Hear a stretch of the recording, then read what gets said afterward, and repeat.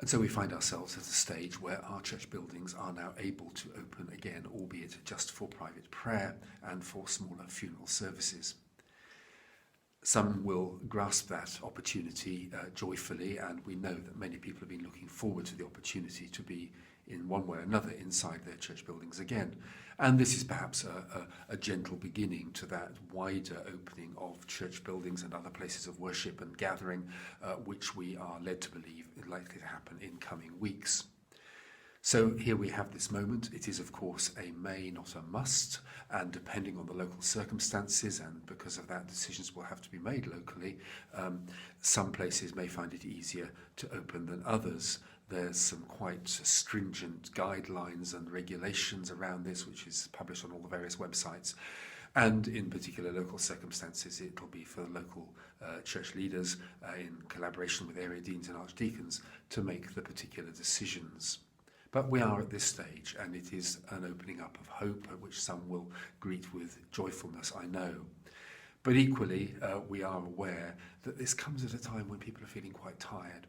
And the effort of thinking through how we are going to open our buildings, how we're going to do it safely, how we're going to manage that, perhaps with key people shielding and therefore not being available, requires some really careful thought. But the encouragement is to begin to do that thinking now, so that when the possibility of our buildings being open for wider public worship, for weddings and such like, when that becomes reality, we are prepared and ready for it.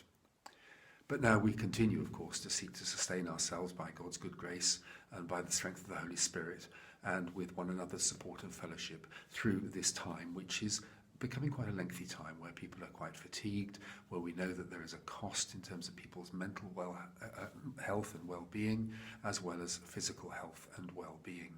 We know the people in our midst who are struggling, those whose livelihoods may be in jeopardy, and those whose relationships are under strain in different ways. And brilliant work has been going on across our communities, not least in and through our churches, to sustain people in this time, to support one another, to collaborate locally, to be aware of those who have particular needs. And that is so encouraging.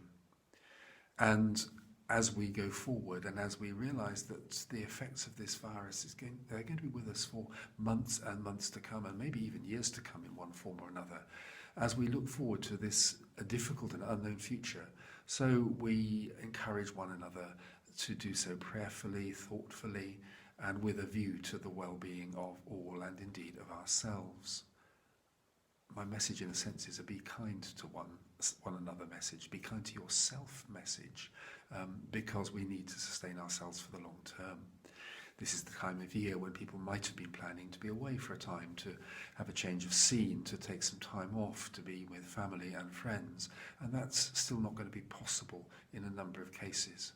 So we need to take care of ourselves in other ways, to make sure we have the time for our own refreshment, our own prayer, our own inner renewal, and I encourage us to do that.